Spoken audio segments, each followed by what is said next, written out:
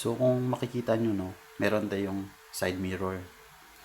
So ang tawag sa side mirror na to ay Street King side mirror, and then yung brand nito ay Napoleon. So nabili natin to sa Shopee sa halagang 400 pesos, kasalan na po yung shipping. So for today's video, i-unbox natin siya. So actually, na-open ko na to kanina for checking lang. So ngayon, let's go, unbox na natin. So nga pala, kung bago pa lang sa aking YouTube channel, maaari pong i-consider nyo na mag-subscribe, tsaka like nyo na rin po, at i-on yung notification bell. So let's go. So ang side mirror na to, ang brand niya ay Shinaw. Pero ano talaga to siya, guys, Napoleon. So nakalagay dito one set, tsaka rear mirror. So yun, subuksan natin. Sa pagbukas, ito agad yung makikita natin yung dalawang side mirror niya. Ito, maganda naman. Yan. Nakabalot pa ng plastic, tsaka may nakalagay na Ray-Save Blurless Sight.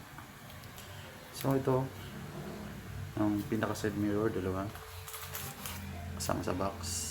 Ito, kasama na rin yung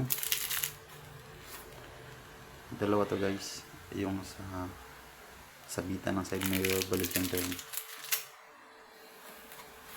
dito. Yun, ganyan siya. Yan yung mayayari sa kanya. Ito yung dun sa mismong side mirror natin sa motor.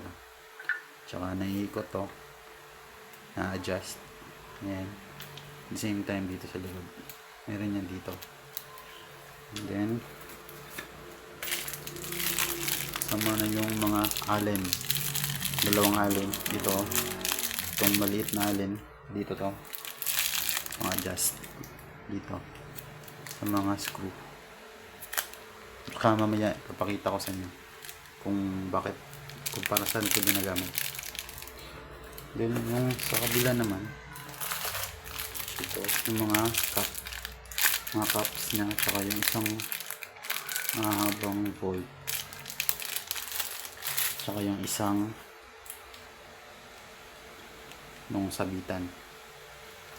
So okay naman, maganda naman. So ngayon, ipapakita ko. So ginagamit yung, kung napapansin nyo, magkaiba na sila kasi dito binago ko na, binaliktad ko. Bali ito yung stock ng pagkabili, tapos sinukat ko kanina dun sa side mirror. So medyo bitin, kumbaga dito yung, ito yung tawag, ito yung mismong handlebar, tapos hanggang dyan siya. So nung in-adjust na natin to, ito inikot ko, nagpalit ko. So makikita nyo yan, medyo siya, medyo malayo na siya compared dito sa kabila na nasa taas, medyo maiksi. So ayan, na-extend. Ayan. Pero option nyo yun, guys, kung ganito ba gusto nyo. Ako kasi gusto ko yung level dun sa handlebar. So na-extend ko gamit yung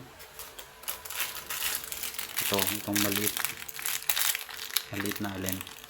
Ito yung pang-adjust. So yun lang. Tsaka mamaya ikakabit natin yung mismong side mirror doon sa motor.